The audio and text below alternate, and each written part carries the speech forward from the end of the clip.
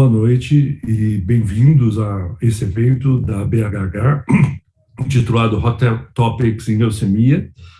É um grande prazer que nós vamos ter 3 palestrantes que são lideranças nos respectivos grupos.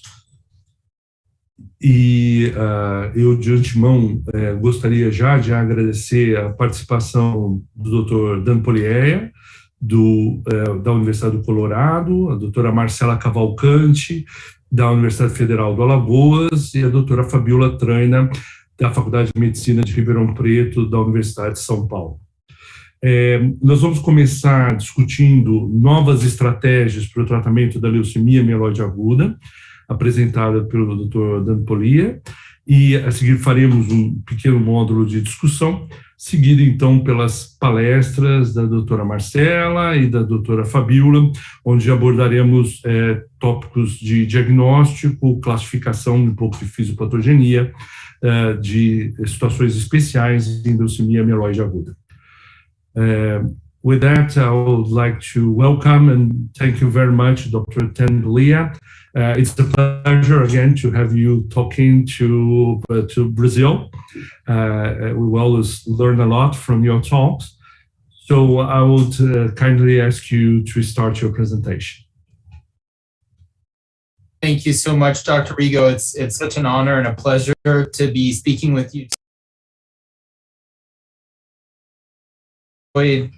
Getting to know many of my Brazilian colleagues virtually over these past couple years, and it's kind of been a blessing in disguise. And look forward to solidifying those relationships in person very soon. And really excited about this meeting and all the talks you've scheduled. So I'm going to speak about some new therapeutic strategies in AML.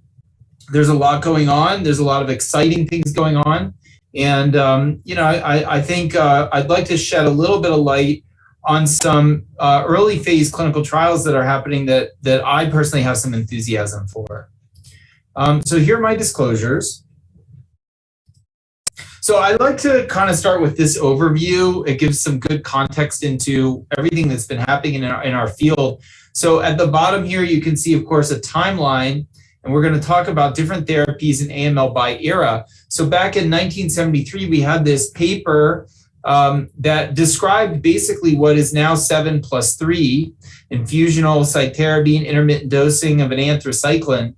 And this reported a very limited number of patients. It certainly wasn't any kind of controlled trial. But in that setting, they found that, about 2/3 of patients who are newly diagnosed could achieve a remission, and less than 50% of relapse refractory patients could with this type of an approach. And that became still today the standard of care. So, an uncontrolled, non-randomized study became grandfathered into sort of the standard of care therapy in AML based on this paper.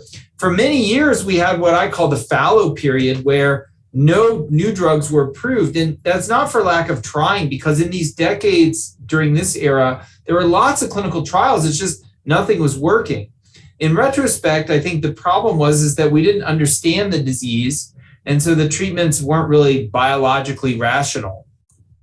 That all changed with the publication of this paper, 2009. So just a little over 10 years ago, in the New England Journal, reporting the first whole genome sequence of a cancer patient. It happened to be a patient with AML. And, just from that one patient, we learned that IDH can be mutated in AML. But it also ushered in this era in which we now perform routine next generation sequencing of every clinical patient we see. And we know pretty much all the genes that can be mutated in this disease. And that has really prompted an understanding of this disease that I think led directly to what I call the era of abundance, where, of course, we have all of these treatments that are approved at our disposal. But again, that wouldn't have happened without the understanding of the disease. And without the understanding of the disease, we were in this fallow period. So I think that means because our understanding of this disease gets more and more sophisticated with every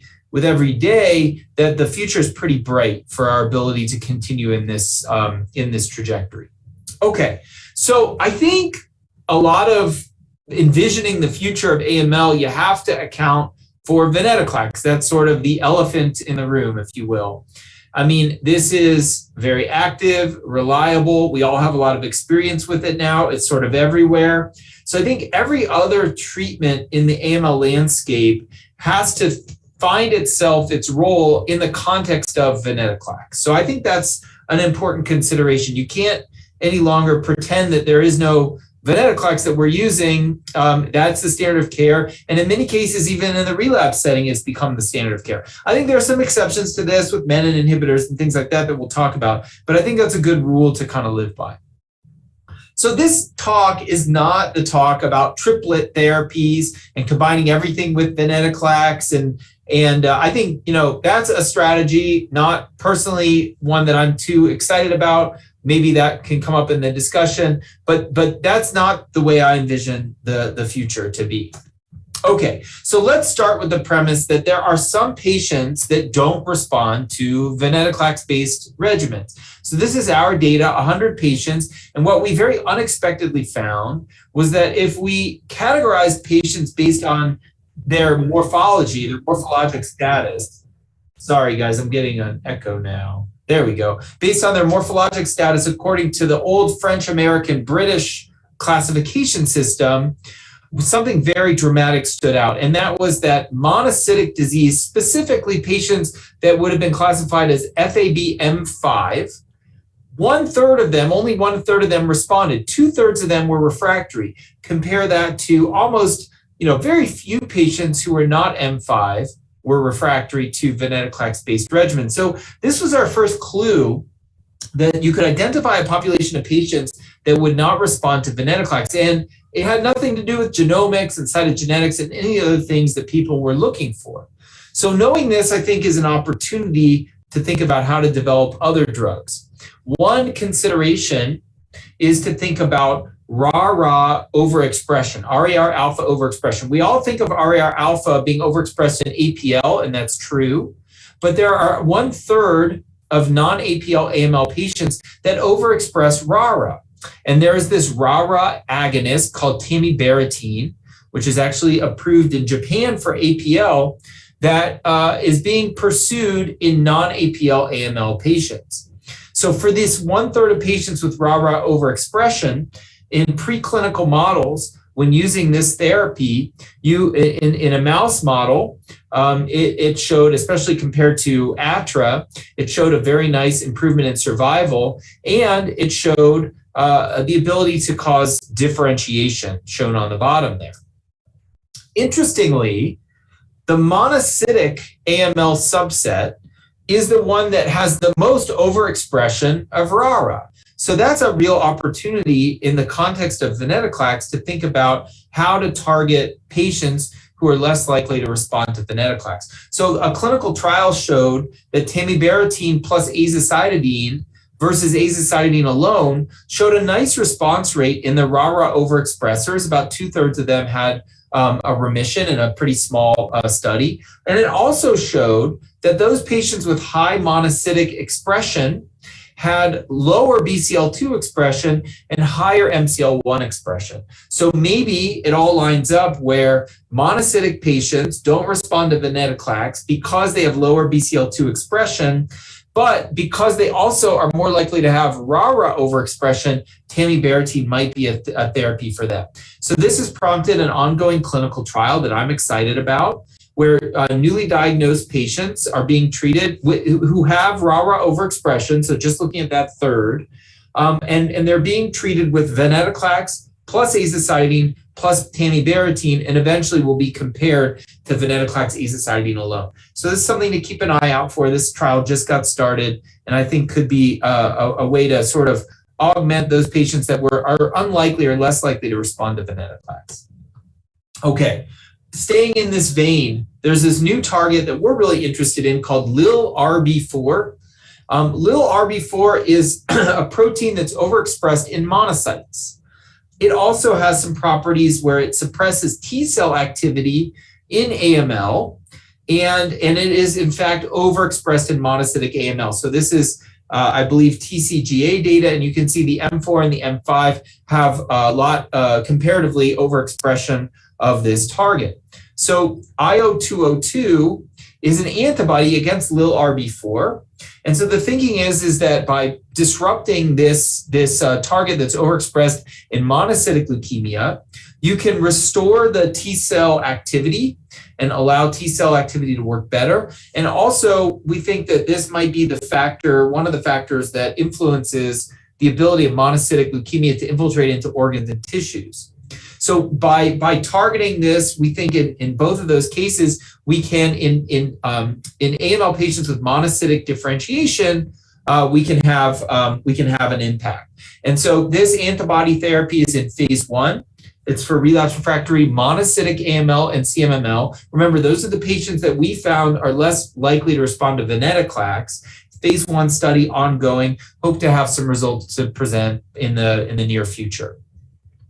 Now, going back to a concept that was seen in that tamibarotene study, we also found the same. So we found that in monocytic AML patients, BCL2 expression is lower, as shown here. MCL1 expression is higher. So sorry, I haven't shown that yet. So, but BCL2 expression is lower at the stem cell level in the TCGA database, and here I'm showing it at the protein expression level.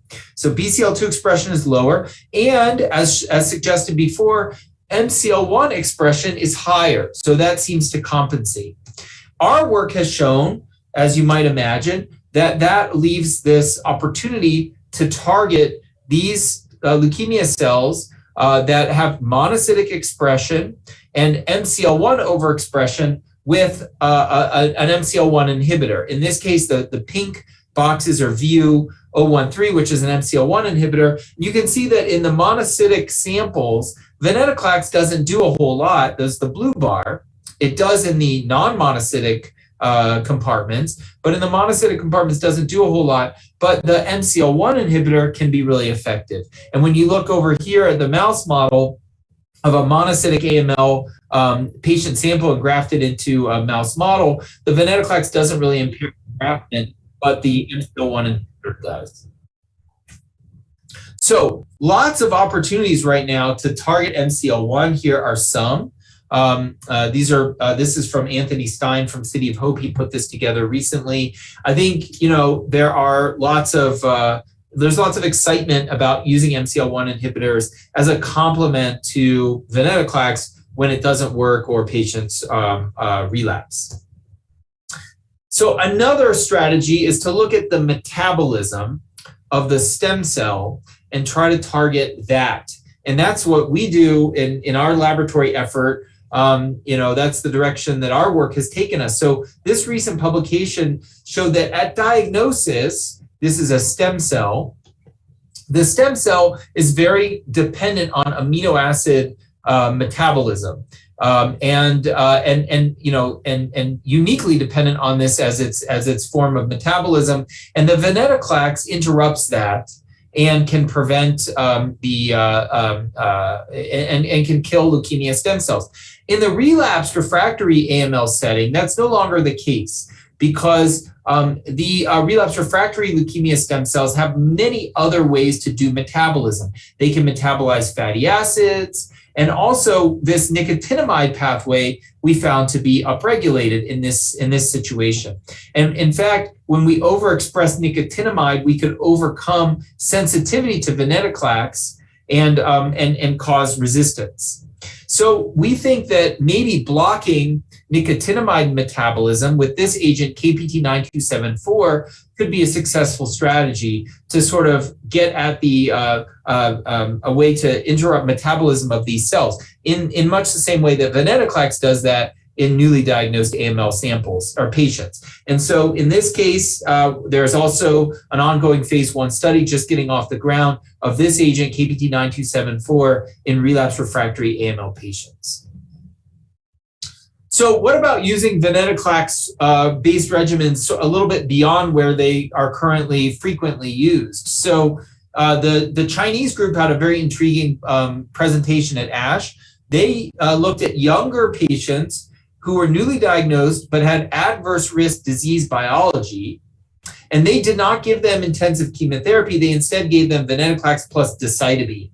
Patients got consolidated with chemotherapy, but these patients were then compared to some historical controls at their institution. And what they found was that the response rates were at least as good, if not maybe a little bit better, than you might expect to see with chemotherapy. And so I think it's very early data, but I think very exciting.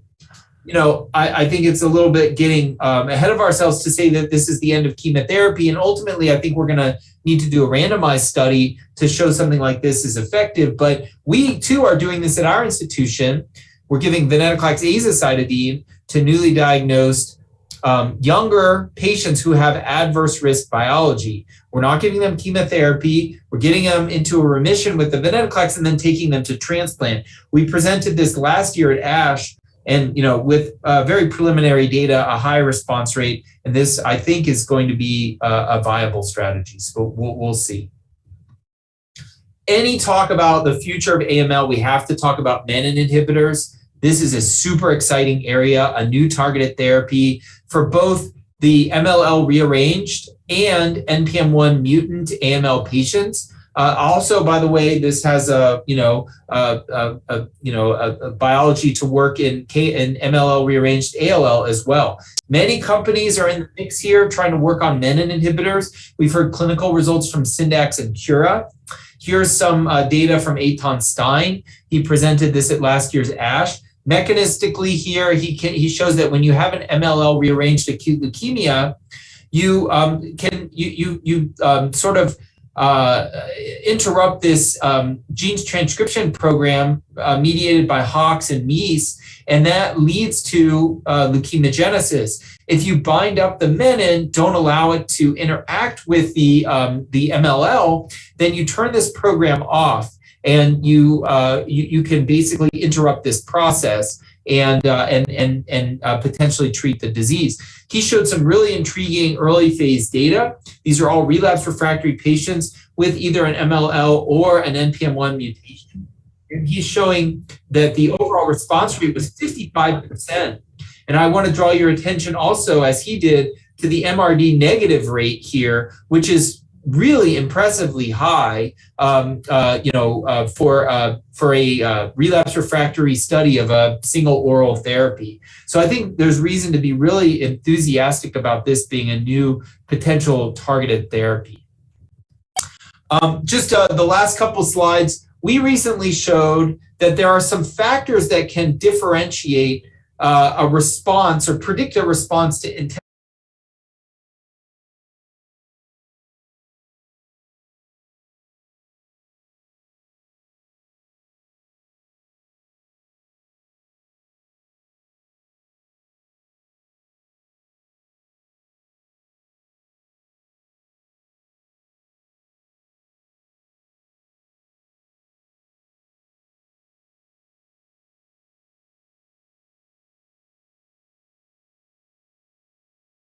inhibitor with venetoclax for relapse refractory MDS or AML patients with a RUNX1 mutation. So I think there is some biology to be worked out here, but I think some reason to be enthusiastic that RUNX1, which is a bad prognostic factor in patients getting intensive chemotherapy, might be a good factor in patients getting venetoclax.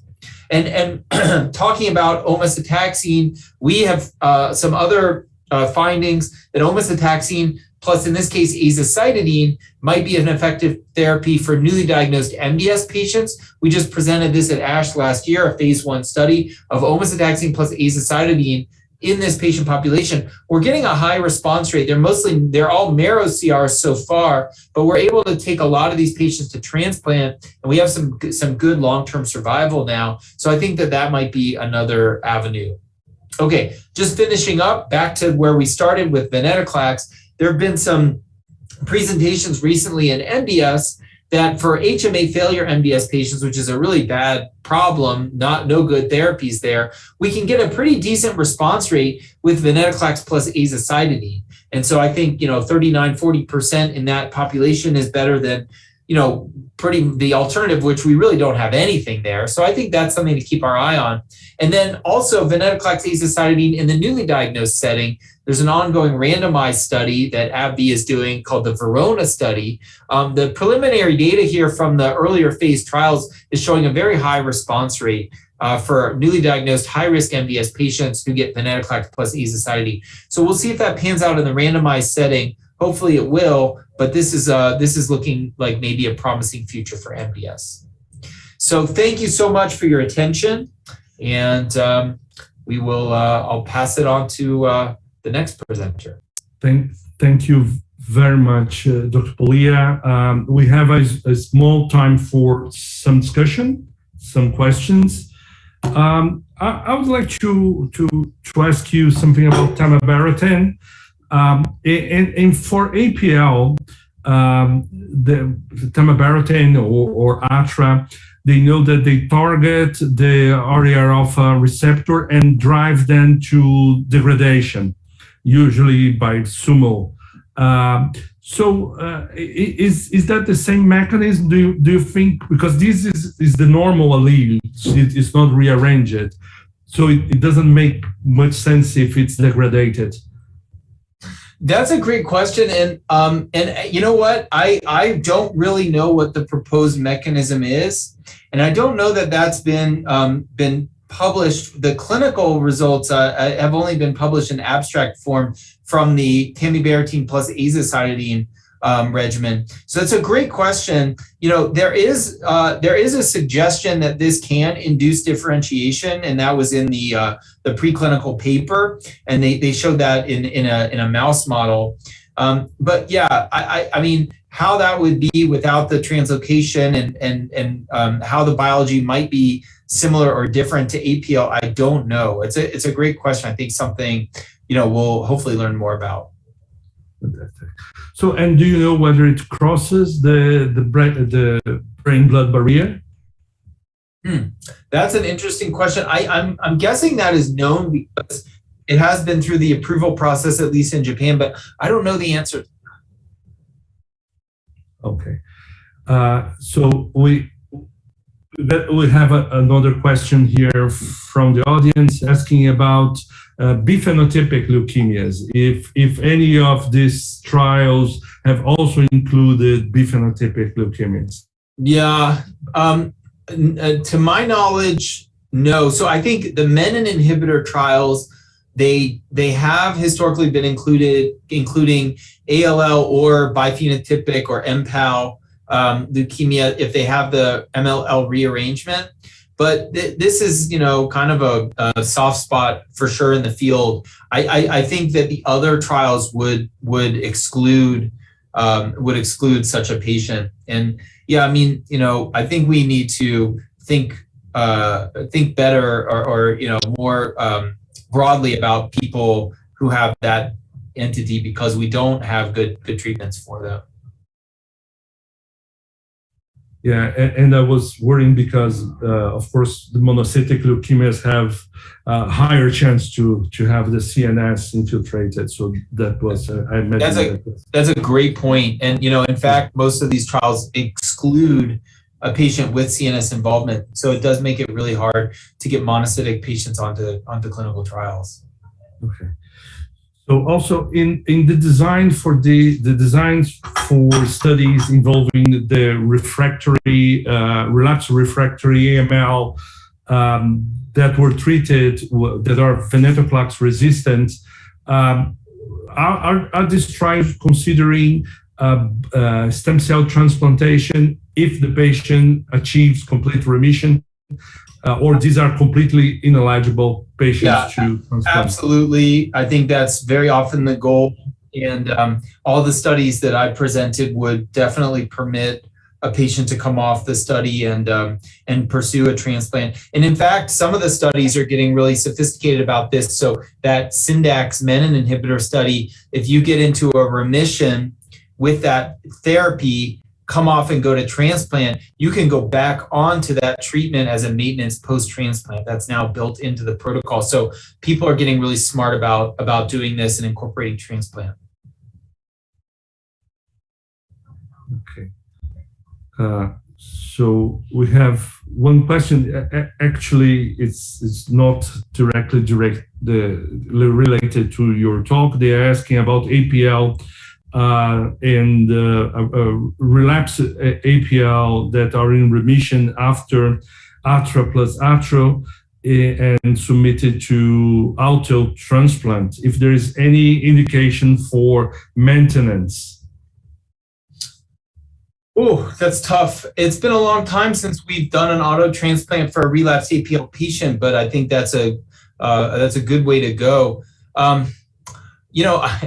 would have to. I think this is addressed in the NCCN guidelines. Personally, I would have to just go look at that page in the guidelines and see if it's recommended to maintain with post-auto with ATRA or arsenic. It's probably not a bad idea. I'll be honest with you. I don't know what your experience is.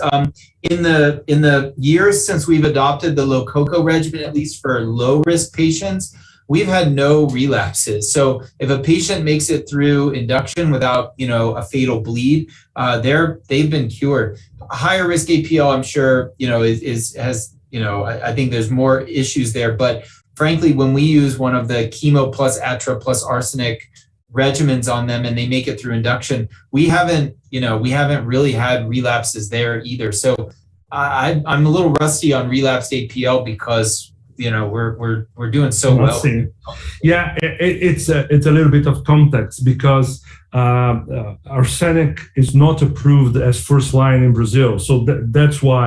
We got about 15% of relapses with the original PTEMA or PTEMA-based protocols, and these patients receive arsenic in combination as second line. I see. So that's why, and we actually we recommend to do the auto transplant, especially because we have this difficulty to give multiple cycles of arsenic.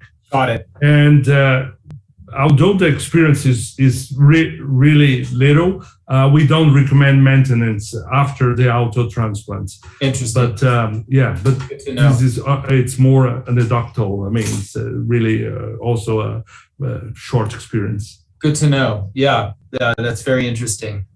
Thanks. Okay. So another more on mechanism question is whether with the managing for NPM1 mutated AML, if the transport between nucleus and cytoplasm is restored? Oh, what a good question. I don't know the answer to that. And, I need to be convinced that that this mechanism is applicable to NPM1 mutant patients. I mean, I think there are some papers describing overlap in the epigenetic profiles of the MLL rearranged in NPM1 in terms of this sort of MEIS-HOX1 block and differentiation.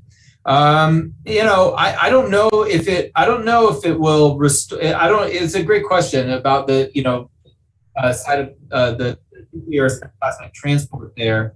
I'm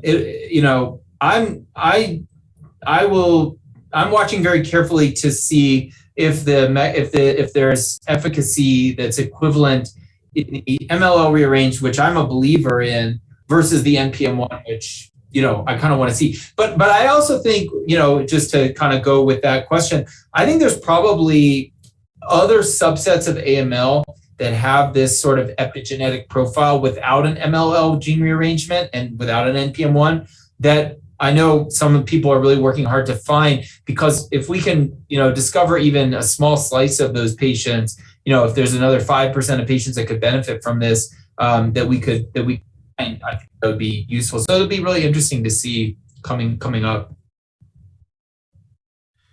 So sorry, I promise is the last question because we are kind of short, but we have a question here about Hunks mutated in the germline Hunks mutated. If there's any difference between being somatic or germline in terms of response.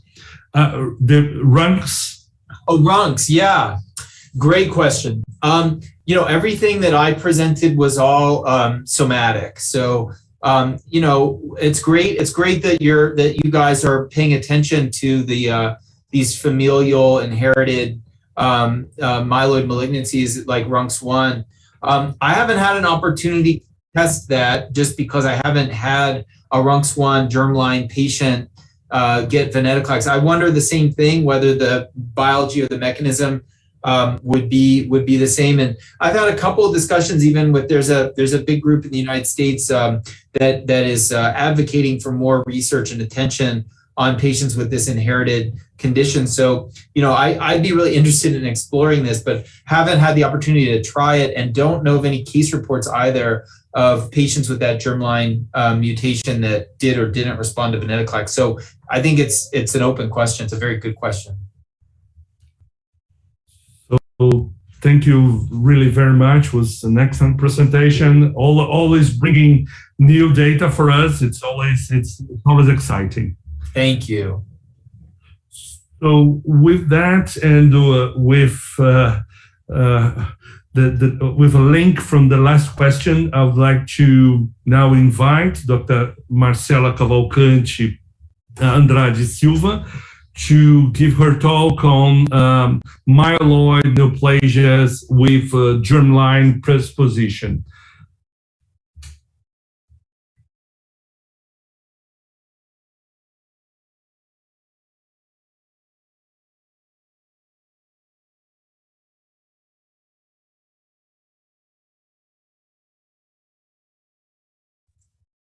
Olá, boa noite a todos. Queria agradecer ao Dr. Rego e à BH pela essa oportunidade para falar um pouquinho sobre a predisposição germinativa à neoplasia mieloide. E, sem muita demora, o tempo é curto, vamos começar, então. Acho que está havendo um pequeno... Aqui, achei. Então, não tem nenhum conflito de interesse. Acho que todo mundo já se deparou com esse gráfico e eu vou pedir um pouquinho de licença para falar que a gente não vai falar só de LMA, mas lembrar que tem toda essa sobreposição de fenótipos e apresentações de neoplasia mieloide que podem culminar na LMA, só uma pequena lembrança. E a gente já sabe há algum tempo, o que é importante falar sobre isso? Porque a gente já sabe há algum tempo que existem famílias raras com agregação de casos de SMD e LMA sem o diagnóstico de insuficiência medular clássica, aquelas que a gente já tem um conhecimento um pouquinho mais maduro a respeito, como a anemia de Fanconi e as síndromes relacionadas à biologia do telômero, como a disqueratose congênita. A gente sabe também que existe uma maior predisposição familiar em pacientes jovens com diagnóstico de SMD ou LMA. Então, se você, principalmente quando eles são abaixo de 21 anos, então se você é familiar de um paciente com LMA que foi diagnosticado com menos de 21 anos, você tem mais chance de desenvolver neoplasia mieloide. A gente sabe que em todos os tumores sólidos de adultos, a incidência de mutações germinativas em adultos com câncer é de aproximadamente 8%. E a incidência de mutações germinativas em estudos de adultos com leucemia mieloide aguda pode chegar a 13,6%. A gente vai destrinchar um pouquinho esses números depois, mas a gente vê que pelo menos 1 em cada 10, grosseiramente 1 em cada 10 pacientes que a gente vai se deparar com o diagnóstico de leucemia mieloide aguda pode ter algum tipo de mutação germinativa ou não. Isso não significa necessariamente que essa mutação vai ser o driver do desenvolvimento da leucemia, mas é uma coisa para a gente estar bem atento. E a predisposição germinativa à neoplasia mieloide foi incorporada em 2016, a classificação da OMS, né? Isso ajudou muito a gente a prestar mais atenção nessa doença, nessa entidade, que não é uma entidade só, é um conjunto grande de doenças e genes que podem estar afetados, que são raros em sua individualidade, mas quando a gente soma todas elas, podem chegar aí a 10% dos casos. E a OMS foi muito taxativa e simples, com base nos conhecimentos que a gente tinha em 2017, ela separou a predisposição germinativa em 3 grandes grupos, isso a gente também já sabe, os pacientes que desenvolviam LMA direto, que são as mutações germinativas de CBPA e DDX41, mas hoje a gente já sabe que DDX41 costuma ter um pródromo de plaquetopenia. A predisposição germinativa à neoplasia mieloide com distúrbio plaquetário RUNX1, anquirina D26 e ETV6. Esses são os principais genes dessa categoria. E na terceira categoria é a predisposição à neoplasia germinativa, à neoplasia mieloide e outra disfunção orgânica. E aí entram todas as doenças que são consideradas insuficiências medulares clássicas que a gente já conhecia, né? Anemia de Fanconi, disqueratose congênita, leucemia mielomonocítica juvenil associada à neurofibromatose e a síndrome de Down. Eu acho que o irmão mais novo dessa categoria é a neoplasia mieloide com mutação germinativa para o GATA2, que tem um fenótipo que pode estar associado a síndrome monomark, infecções de repetição, verrugas e linfedema, que acabam sendo muito evidentes, é um fenótipo muito evidente que não pode passar despercebido hoje em dia. Mas essa classificação simples envolve muito mais do que a gente imagina. Esse é um compilado de genes feito pelo grupo da Universidade de Chicago, mostrando os genes que já estão associados à predisposição germinativa à neoplasia hematológica. Em vermelho estão os que estão mais associados à neoplasia mieloide. E aí o que chama atenção também nessa lista é que muitos desses genes vão estar presentes em mutações somáticas, ou seja, eles também podem ser adquiridos no curso da doença. E isso pode trazer uma grande confusão do ponto de vista diagnóstico, porque o painel mieloide, o painel de mutação mieloide é uma coisa que a gente já pede na prática clínica e pode acabar identificando essas mutações germinativas. Então, a gente tem que estar atento a essas questões. Existem várias maneiras de olhar esse problema. Eu posso testar todas as LNAs, como fez o grupo do Beat AML, e eles viram que 3,6% dos pacientes numa coorte de adultos que tinham tecido germinativo para ser analisado, tinham algum tipo de mutação germinativa. Aqui vale ressaltar que também tinham mutações que classicamente, para desenvolver a doença, tinham um padrão de herança autossômico recessivo. Então, não dá para dizer que nesses 3,6% todas as mutações eram responsáveis pelo fenótipo, mas é uma coisa a se pensar e a gente ainda não sabe o quanto essas mutações em heterozigose em pacientes que têm, por exemplo, um grupo de complementação da anemia de Fanconi mutado, se isso é ainda heterozigose, se isso também pode ter mais risco de desenvolver leucemia aguda ou falência medular. Um outro jeito de olhar esse problema é olhar a história familiar. E aí, se eu faço isso, e isso foi feito pelo grupo do Reino Unido, ele pegou pacientes com diagnóstico de SMD ou LMA, que tivessem pelo menos um outro caso de neoplasia hematológica, e um deles fosse LMA ou SMD. Em 57% dos casos, eles acharam algum gene que tivesse alta suspeita de estar associado ao fenótipo do paciente. Nesse caso, HANX1, CBPA, GATA2 e DDX41 tomaram a frente, quando a gente olhou só os pacientes com história familiar. Mas 43% também ficou sem diagnóstico, ou pelo menos sem nenhuma suspeita genética. Um outro jeito de olhar isso é pegar os pacientes jovens, e aqui jovens são os pacientes menos que 40 anos com SMD e anemia plástica. E nesse trabalho também feito pelo grupo de Chicago, com essa coorte de mais ou menos 100 pacientes, eles conseguiram ver que existe uma preponderância de algumas mutações de acordo com a idade, como SAMD9, GATA2, mutações de genes associados ao reparo de DNA de telômero, acontecendo um pouquinho mais na frente no decorrer da vida. E DDX41, como a gente já sabe, é uma mutação germinativa que vai se apresentar com leucemia mieloide aguda ou plaquetopenia mais na idade mais habitual de apresentação, por volta dos 50, 60 anos. Né? Então, quem é que a gente deve testar? Então, a idade chama logo a atenção, e quando a gente pensa em pacientes mais jovens, há controvérsias quanto a isso, 50, 40, mas eu acho que 40 anos, pacientes com LMA diagnosticados com menos de 40 anos, eles devem levantar nossa suspeita que pode haver alguma predisposição germinativa. História familiar, não é obrigatório, mas a história familiar pode nos dar indícios, e é importante a gente sempre lembrar de perguntar se tem história de neoplasia hematológica na família, se tem história de plaquetopenia, alguém que faz tratamento, alguém que tem sangramento que a gente não conhece. Os antecedentes pessoais são importantes. Esse paciente tem outras neoplasias que podem justificar, por exemplo, a gente pensar na síndrome de Li-Fraumeni. Esse paciente tem outras disfunções orgânicas, tem cirrose, tem fibrose pulmonar, pode ter linfedema. Então, a gente sabendo essas comorbidades podem também nos dar dicas e nos guiar a um diagnóstico de neoplasia germinativa. Os achados clínicos entram nesse mesmo contexto. Mas tem algumas coisas que podem acontecer no curso do tratamento que chamam a atenção. Então, dificuldade de mobilização do doador aparentado deve chamar a atenção para o clínico, para o transplantador, da possibilidade de haver alguma mutação, alguma variante germinativa, principalmente do DDX41, que possa justificar essa dificuldade.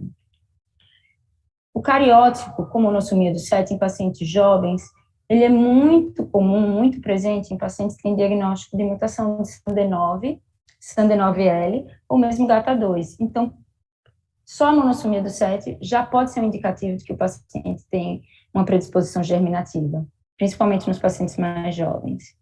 E aqui eu vou levantar muito essa bola. Variantes suspeitas identificadas em células tumorais. A gente está pedindo o painel mieloide, painéis mieloides, painéis de mutações somóticas para os pacientes de leucemia mieloide aguda, já o diagnóstico, e é muito possível que a gente tenha mutações germinativas encontradas nesse grupo de células também. Afinal de contas, o tumor veio do mesmo, né, tem a mesma origem das células germinativas. E aí isso pode trazer uma confusão em relação ao diagnóstico e em relação ao melhor jeito de acompanhamento. Então, mesmo sem procurar, a gente pode achar essas mutações germinativas, a gente tem que estar atento a isso.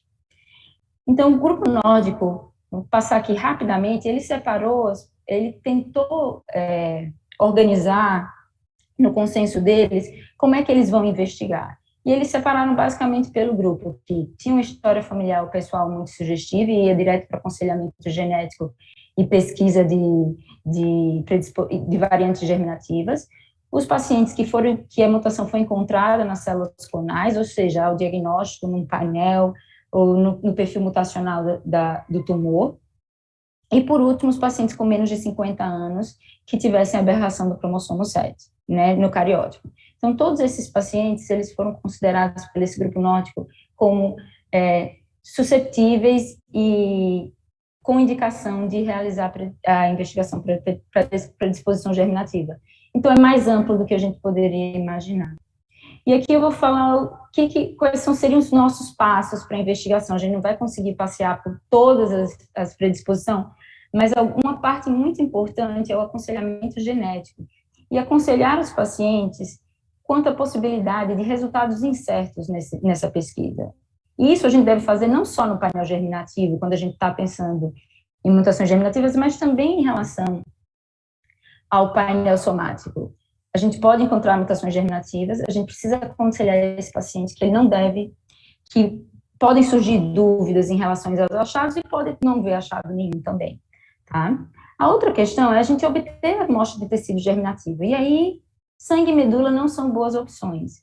Por que não são boas opções? Apesar da gente poder ainda encontrar as mutações germinativas, sangue e medula ele também pode sofrer, por conta do tumor, perda de heterozigose.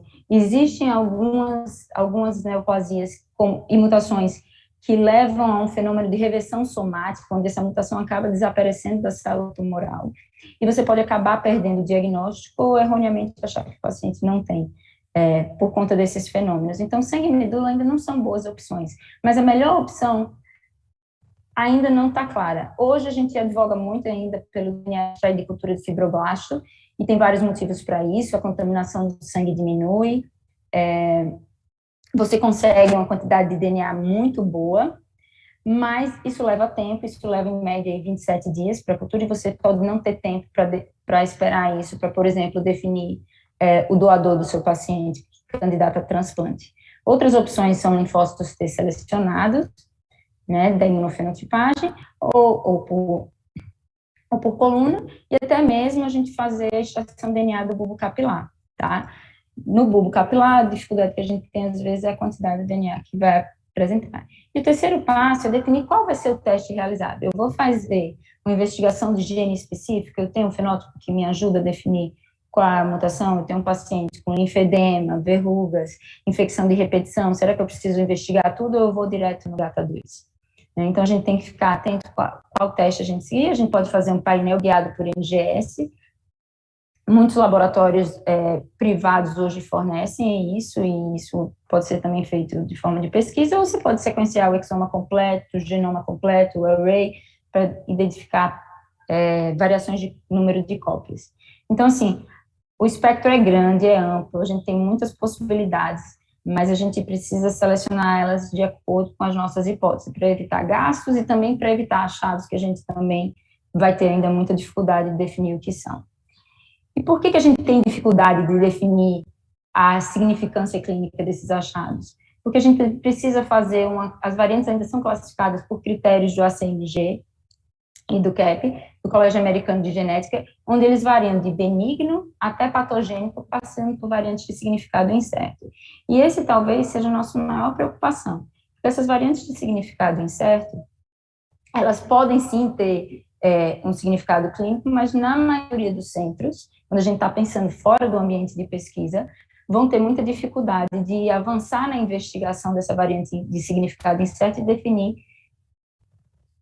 definir se isso tem relevância para o paciente. Então, por enquanto, se a gente tem uma variante de significado incerto, essa variante não deve ser clinicamente acionada. E o que eu quero dizer com isso? Você não deve sair investigando todas as familiares, você, em princípio, né, não deveria suspender o transplante autólogo ou o transplante alogênico ou tirar um doador ou excluir um doador por causa disso.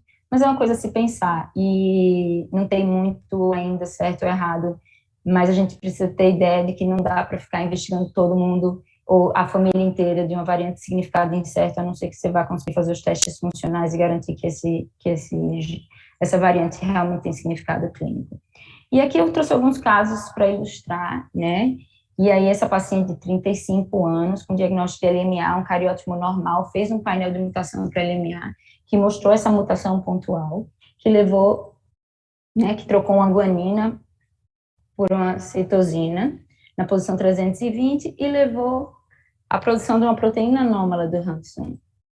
E ela é classificada pelos critérios, essa mutação foi classificada pelos critérios do SMG como provavelmente patogênica. Essa paciente teve uma recaída precoce e pós-tratamento para recaída,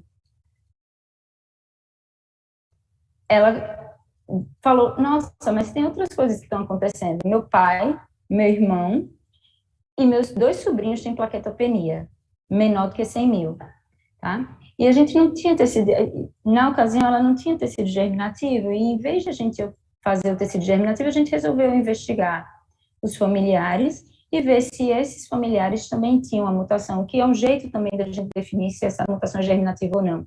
Essa mutação segrega na família com algum tipo de fenótipo e passa de geração em geração, e a gente viu que todos os familiares que tinham plaquetopenia testados, eles tinham essa mutação pontual.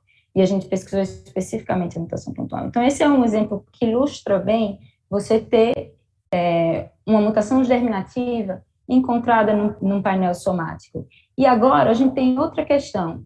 Por causa desse painel somático, a gente tem crianças, irmão e pai com um diagnóstico novo, né? Que eles precisam entender, a gente ainda não tem clareza de qual é o peso psicológico disso no futuro, né, em relação à qualidade de vida, ainda precisa de estudos mais maduros para definir isso, mas a gente precisa ter essa clareza de que isso pode acontecer, né? E acabou que, ao invés dela ter o diagnóstico de uma leucemia mieloide aguda com mutação do HANX1, que já traria mau prognóstico, ela tem uma predisposição germinativa à neoplasia mieloide associada à mutação do HANX1. E o irmão dela não pode ser doador para ela. Então, assim, a gente precisa entender como isso pode aparecer com muita frequência.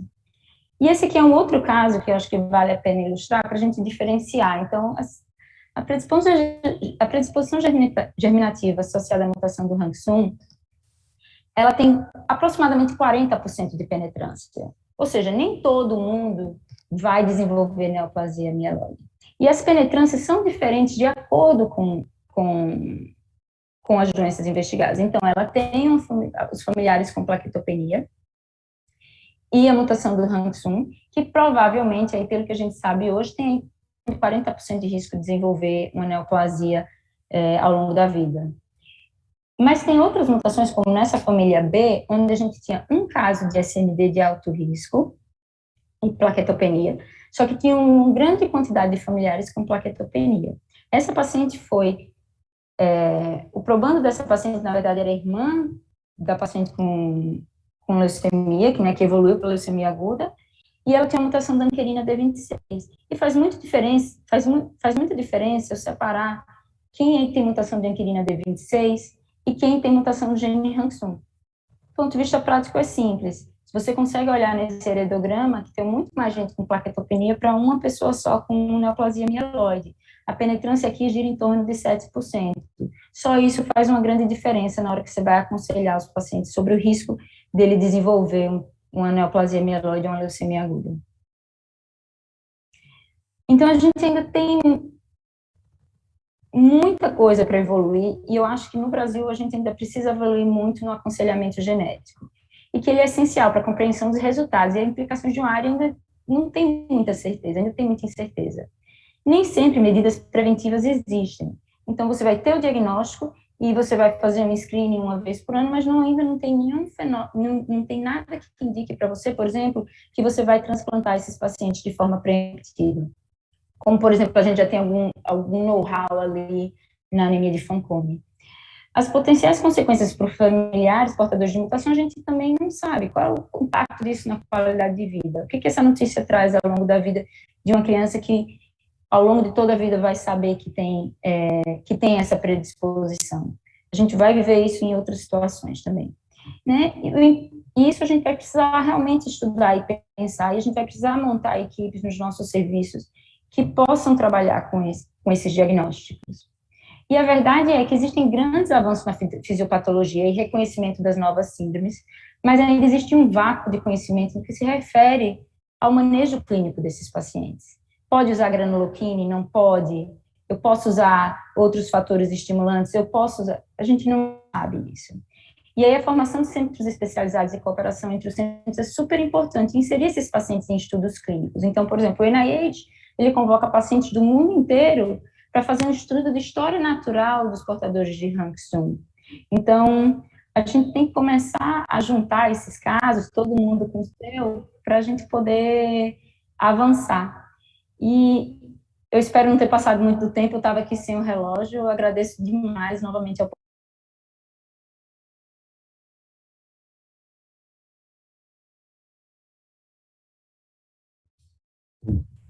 Muito obrigado, Marcelo. Nós vamos ter um tempinho no final da palestra da doutora Fabíola para a gente fazer as perguntas, mas eu acho que gostaria de ouvir um pouquinho o teu comentário sobre como que as iniciativas no Brasil para estudo das neoplasias germinativas, neoplasias mieloides com potencial germinativo. Então, a gente tem o grupo das clínicas, né, na Universidade de São Paulo, né, do qual eu saí, né, nasci de lá, e a gente está em estado germinativo de montar também aqui no Nordeste um ambulatório de predisposição germinativa. A ideia inicial é a gente criar a demanda, né? Quem são esses pacientes? Juntar esses pacientes para a gente poder começar a testar esses pacientes. Eu acho que esse é o primeiro desafio nosso, né? E a segunda coisa é como iniciativas como essa, para a gente espalhar a palavra, né, para que a gente possa começar a juntar esses casos numa plataforma única, né? Elas são síndromes raras em sua exclusividade, mas quando você junta, quando você junta todas elas acabam formando uma quantidade significativa. Então, essa semana mesmo, a gente atendeu no ambulatório de hematologia do Hospital Universitário uma família com 5 potenciais portadores de disqueratose congênita. Potenciais porque a gente está aguardando o resultado do telômero, que também é feito lá também pela equipe de Ribeirão, né, com todo o apoio de Ribeirão, mas a ideia nossa é começar a juntar esses casos e começar a testar, e a gente entender qual é a real dimensão do problema no nosso país. Perfeito. Com isso, eu gostaria agora de convidar a professora Fabíola Traina, que vai falar um pouquinho sobre as alterações genéticas na leucemia mieloide aguda e como elas são úteis no diagnóstico e na classificação dessa doença. Fabíola, por favor.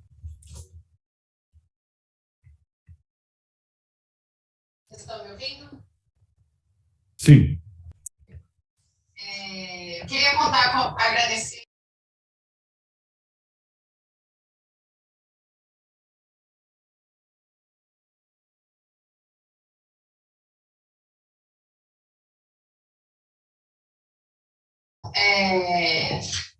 Tá tudo certo já com a BHH?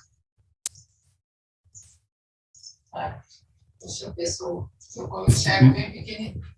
Estamos vendo a apresentação. Tá ótimo, Fabio. Tá bom.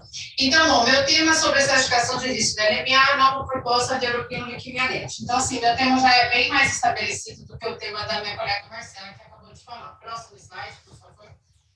Do ponto de vista fisiopatológico, vale lembrar. Próximo. Eu vou trocar o slide? Desculpa. Sim. Do ponto de vista fisiopatológico, essa figura é bem ilustrativa e representa que na fisiopatologia da LMA, onde existe um acúmulo de células indiferenciadas, isso decorre de um problema na célula-tronco, né, representada ali pelo quadrado em amarelo. Então, hoje nós temos o conhecimento de alterações moleculares que afetam a célula-tronco, que vão culminar, então, com o desenvolvimento da LMA. Próximo slide. E fato interessante de lembrar que a LMA, aqui nessa figura em verde, que representa um pouco da incidência, ela ocorre em todas as idades, né? Desde a infância, e tem um pico aqui depois dos 60 anos também. Aqui, em relação à sobrevida, ao longo de alguns anos aí do nosso passado recente, a curva em verde é da LMA. Mostra aí que a gente teve pouco avanço na melhora da sobrevida desses pacientes. Próximo. Essas alterações moleculares que hoje nós conhecemos, que são importantes na fisiopatologia da doença, são a base, hoje, para a classificação da Organização Mundial da Saúde, que foi atualizada em 2017. E essa classificação, então, ela traz todo um grupo de doenças caracterizadas como alterações moleculares recorrentes, né? Onde elas são importantes a essas alterações no diagnóstico. Tá? E outras leucemias que aí carecem aí de alguma alteração molecular conhecida nesse momento. Próximo. Essa estratificação de risco foi a primeira iniciativa do European Leukemia Net em 2010. Nessa primeira iniciativa, 4 grupos de riscos foram definidos, né? O risco favorável, intermediário 1, 2 e o risco adverso. Essa classificação ela foi muito boa, foi usada de 2010 a 2017, trazia conceitos parecidos com o atual, mas aqui o que difere muito é que a gente dependia muito do carótipo normal para definir os riscos. E agora o próximo slide, detalhando um pouco a estratificação de 2017, que é a atual, nós temos agora só 3 grupos de risco, então ela conseguiu diferenciar em 3 grupos, né, definindo melhor quem são os favoráveis, quem são os adversos. E agora aqui, nós temos aí a importância do cariótipo, que essa importância vem desde 2010. Esse cariótipo é capaz de definir alterações tanto do risco favorável, intermediário, quanto adverso. A mutação do NPM1, FLT3 e CBP-alfa. Pode voltar para a anterior, por favor. E, por fim, as mutações RUNX1, ASXL1 e TP53. Então, aqui no risco favorável, nós temos alterações cariotípicas que definem muito bem esse risco, que são a inversão do 16 e a translocação 821. Depois, nós temos a presença da mutação NPM1. Que o paciente com mutação de NPM1 mutado define um baixo risco. Tá? E uma diferença importante em relação a 2010 é que o European Leukemia Net 2017 define baixo risco para a presença de NPM1 independente do cariótipo. Isso ele faz também com a presença da mutação bialética do CPP-alfa. A presença da mutação bialética do CPP-alfa define um bom prognóstico independente do cariótipo. Tá? Quando nós vamos, e um outro conceito novo que o European Leukemia Net 2017 coloca, é a razão alélica da mutação ITT da FLT3. Então, baixa a razão alélica da FLT3 associada a NPM1 está lá no grupo do baixo risco. E a alta razão alélica vai lá para o grupo do alto risco. São conceitos importantes nessa estratificação. É importante nós sabermos que essa estratificação ela foi definida a partir de um painel de experts que se basearam em estudos retrospectivos que identificaram mais de um estudo que mostrava, evidenciavam que esses fatores individualmente eram preditores de risco. E a European Leukemia agrupou esses grupos aí para nos auxiliar na clínica e definir aí, nos ajudar na estratégia terapêutica. Próximo slide. Então, vamos tentar trazer aqui um pouco desse raciocínio que o painel de expert desenvolveu naquele momento para aplicar, criar e propor essa estratificação de risco. Aqui é o conceito do risco citogenético. Tá? À esquerda, a gente tem um painel definido como baixo risco, intermediário e adverso, só com a ferramenta do cariótipo convencional. E à direita, a gente vê claramente a distinção entre 3 grupos de risco. Tá? Então, próximo slide. Quando nós vamos observar individualmente o risco de cada alteração, esse é o painel que a gente tem. Quer dizer, a heterogeneidade de sobrevida desses pacientes. Eu quero chamar a atenção para a primeira linha em preto, né, que é a melhor sobrevida, que é a leucemia promielocítica, com a translocação 1517, que é uma leucemia à parte, ela não entra na European Leukemia justamente pelo seu excelente prognóstico e fisiopatologia distinta. A última curva embaixo, em verde, é a inversão ou translocação do cromossomo 3, que tem o pior prognóstico. Então, a European Leukemia baseada nessa indicação definida em 2010 pelo grupo de citogenética, então, agrupou em 3 grupos aí esses riscos citogenéticos. Próximo. Então, destacando um pouco, ilustrando a importância da citogenética, né? Aí a gente tem a definição do baixo risco pela citogenética, que é a translocação 1517, que não entra na leuquimia-net. Próximo slide. Aqui a gente tem a inversão do 16, que define baixo risco no European Leukemia, independente de qualquer outro achado. Próximo slide. A translocação 821, que também define baixo risco. Próximo slide. Aqui a translocação 69, que aí define alto risco, né, pela leuquimia-net. Próximo. Aqui é um exemplo de uma translocação 922, né, que é o BCR-ABL1, que é uma nova entidade definida aí na rua e que também define alto risco na leuquimia-net 2017, destacando a importância da gente pesquisar essa alteração. Próximo. E, por fim, aí uma alteração do 17P, né, que define também um alto risco pela leuquimia-net. Então, o cariótipo é bastante útil nessa definição do risco. Próximo. E bastante factível na nossa realidade. Um outro raciocínio aplicado para a definição do risco é a mutação bialérica do CBP-alfa. Tá? O CBP-alfa é um gene importante, fator de transcrição. A curva em azul, a curva superior em azul, ela mostra o paciente que tem 2 mutações no gene. E fica evidente que ela tem uma sobrevida melhor do que aqueles pacientes que não têm mutação ou que têm apenas uma mutação. Então, o CBP-alfa define um bom prognóstico quando tem uma mutação bialérica. A pesquisa da mutação CBP-alfa é um pouco desafiadora na prática clínica, né? Às vezes é um pouco difícil a gente ter acesso dependendo do serviço, mas ela é um bom preditor prognóstico e ela é presente em menos do que 10% dos casos. Então, ela é rara, mas definidora de prognóstico. Próximo.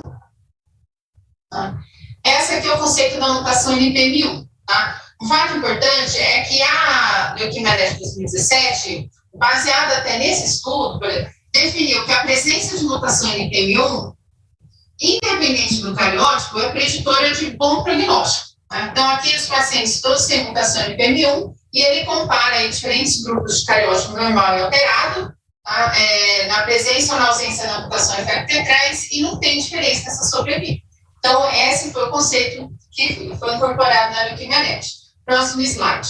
Fazendo aí um contraponto, esse foi o estudo mais recente que surgiu aí depois do leuquimia-net, em que ele vai comparar a presença de mutação NPM1 em diferentes grupos de risco de cariótipo. E o que ele vai ver é que a curva em azul, a que tem a melhor sobrevida, é o NPM1 com cariótipo normal. E as duas curvas inferiores é a NPM1 mutado ou não com cariótipo adverso. Então, o que esse estudo mais recente traz é que o NPM1 prediz um bom prognóstico na presença de cariótipo normal. Tá? O Leukimenet é o nosso guia, tá? Mas é claro que é importante que a gente traga esse raciocínio, essa ponderação também na avaliação individual do paciente. Próximo. Esse FLT3, esses gráficos eles estão talvez difíceis de serem visualizados, mas eles trazem o conceito da pesquisa da mutação do FLT3 e da razão alélica do FLT3. Então, à direita é uma visualização da metodologia. É um PCR comum seguida de uma análise de fragmento feita no sequenciador. E o próprio programa de análise vai nos dar a área de cada pico, né? Então, na parte superior a gente tem um FLT3 wild type, selvagem, e no painel inferior a gente tem 2 picos, porque teve uma inserção de alguns nucleotídeos. E a gente faz o cálculo, né, da área do mutado sobre o selvagem e obtém a razão alélica, que pode ter uma variação grande. Razão alélica acima, igual acima 0,5, é entendida como alta razão alélica. E como a gente vê lá nos gráficos, ela tem um pior desfecho clínico, tá? Em relação ao selvagem e as curvas do meio, que demonstram, na verdade, a razão alélica intermediária. Próximo. Além desses conceitos já apresentados, o European Leukimenet incorporou, em relação ao European Leukimenet anterior de 2010, mutações, né, no RUNS1, TP53, SXL1. E para isso ele se baseou no estudo do TCGA, e que foi onde foram analisados 200 pacientes, né? E nesses 200 pacientes, 23 genes apareceram como recorrentemente mutados, sendo aí que o SXL1, RUNS1 e TP53 tiveram uma alta porcentagem de mutação. Traz o conceito também que muitos pacientes tinham apenas uma mutação, outros pacientes tinham concorrência de mutações. Próximo slide. Essa concorrência de mutações, pode passar o próximo também, é evidenciada nesse slide.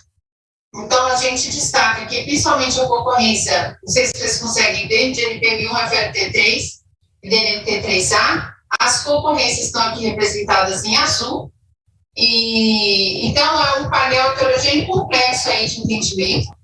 O Leukimenet já fez um trabalho de nos trazer aqueles mais relevantes, sugerindo aqueles mais importantes que nós trabalharmos na prática clínica.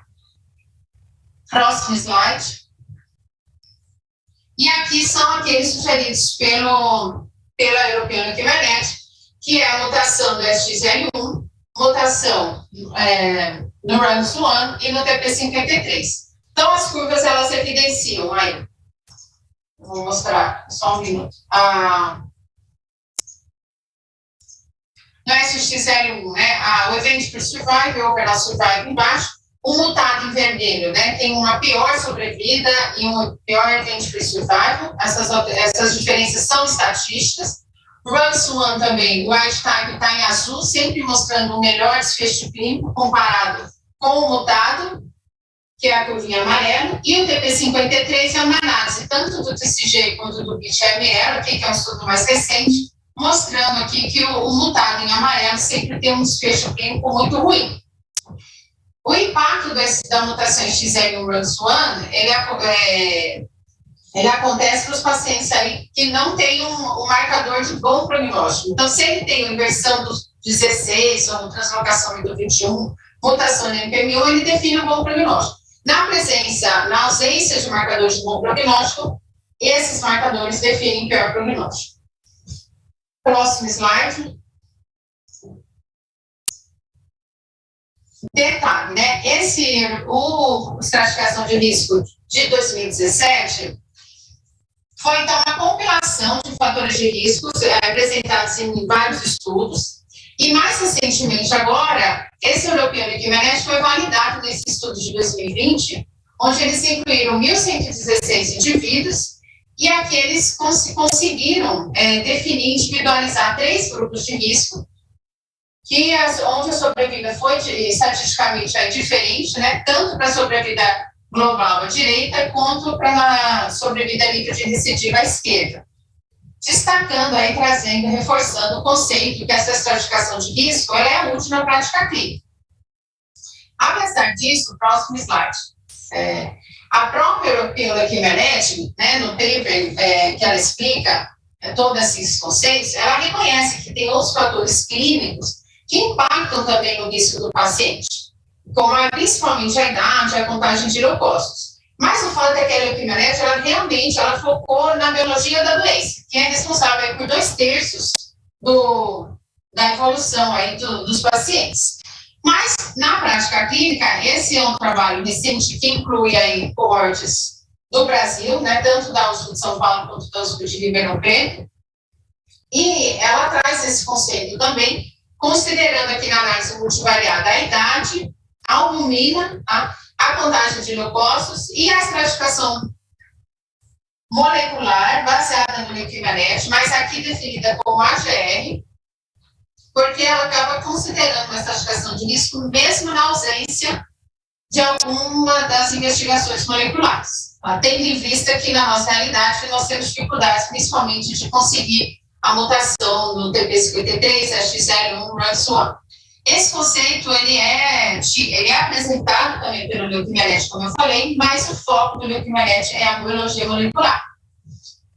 E a partir daqui desse conceito, esse trabalho ele estratifica os pacientes em 2 grupos, testa em 3 coortes e mostra aí que os fatores clínicos têm uma importância importante também aí na estratificação prognóstica.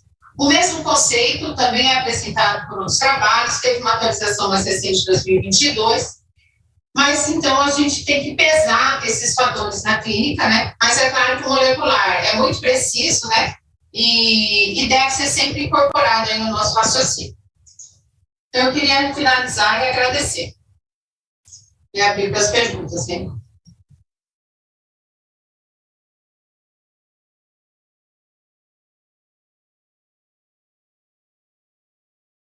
Muito obrigado, Fabiola.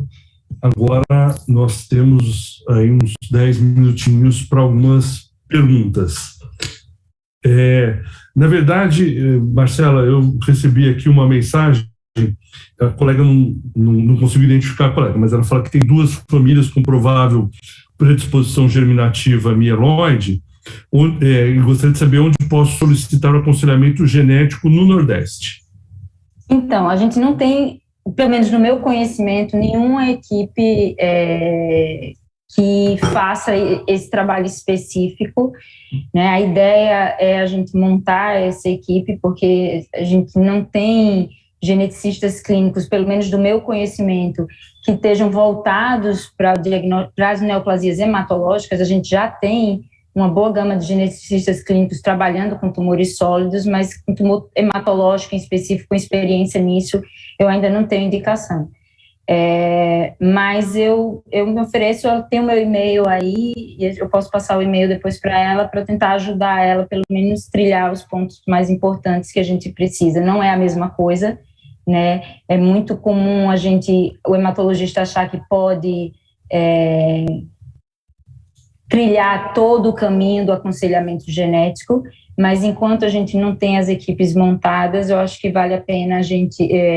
pelo menos a gente compartilhar as experiências e eu posso ajudar ela nessa orientação, pelo menos dos principais pontos. Obrigado.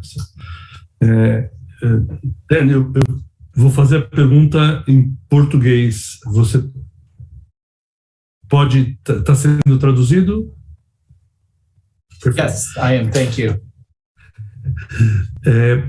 No último congresso da Sociedade Americana de Hematologia, houve alguns trabalhos mostrando estudos com pacientes idosos mais fit, ou seja, pacientes que seriam elegíveis eventualmente uma terapia intensiva, comparando então a combinação de agente hipometilante com venetoclax e terapia intensiva. Embora a taxa de remissão com o venetoclax tenha sido muito promissora, pelo menos esse trabalho em particular não mostrou uma vantagem de sobrevida. Eu gostaria de saber qual é o enfoque que você está dando hoje para esse grupo de pacientes.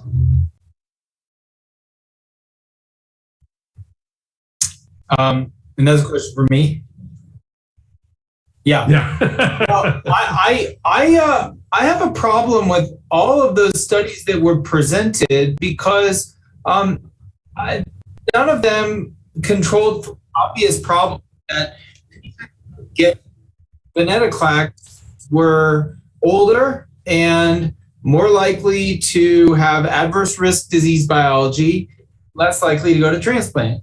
So if you don't control for those factors, then like you said, the response rates might be the same, but survival is not going to be as good because a group of older patients, is not going to live as long as a group of younger patients. So, when we did this and published it, we really had to come up with like a matching system. We did a propensity matching system to control for those three important variables, biology, disease biology, and transplant status. When we did that, then that goes away. And so if you control for those factors, we didn't see a significant improvement in survival with the venetoclax, but it was pretty close. I think with more numbers, we would have.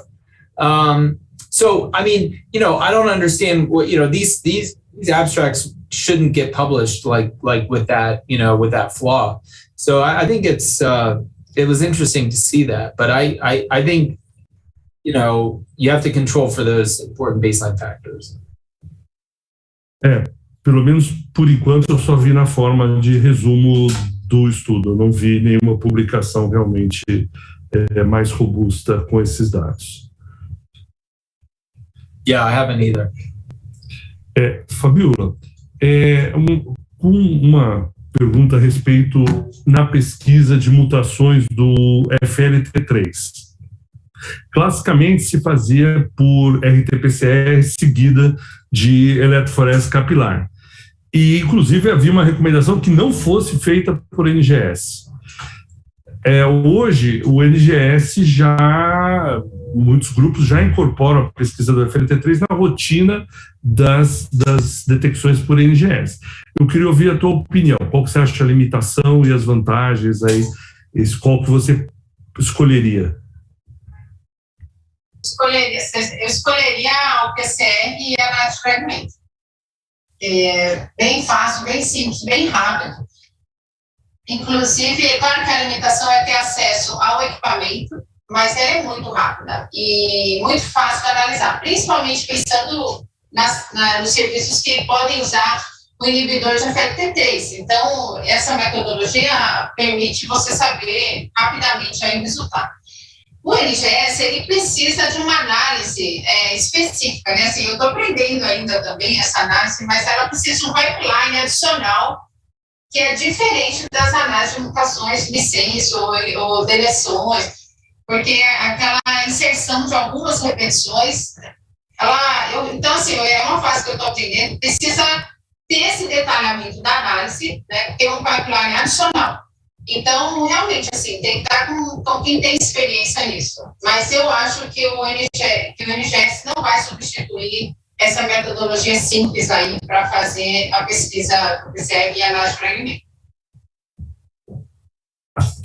E outra questão, num paciente com cariótipo complexo, você acha que vale a pena fazer a pesquisa da mutação do P53, considerando recursos limitados, né? Considerando assim, uma coisa elimina a outra? Olha, na verdade, o cariótipo complexo não precisa mais fazer a mutação do P53, na minha opinião, né? Você pode emitir sua opinião, né? Na verdade, até na tabela do Leuquimia-NET tem lá um asterisco. O TP53, a mutação, ela é muito associada com cariótipo complexo e cariótipo monossomal. E por isso que também ela acaba sendo associada com risco mal prognóstico.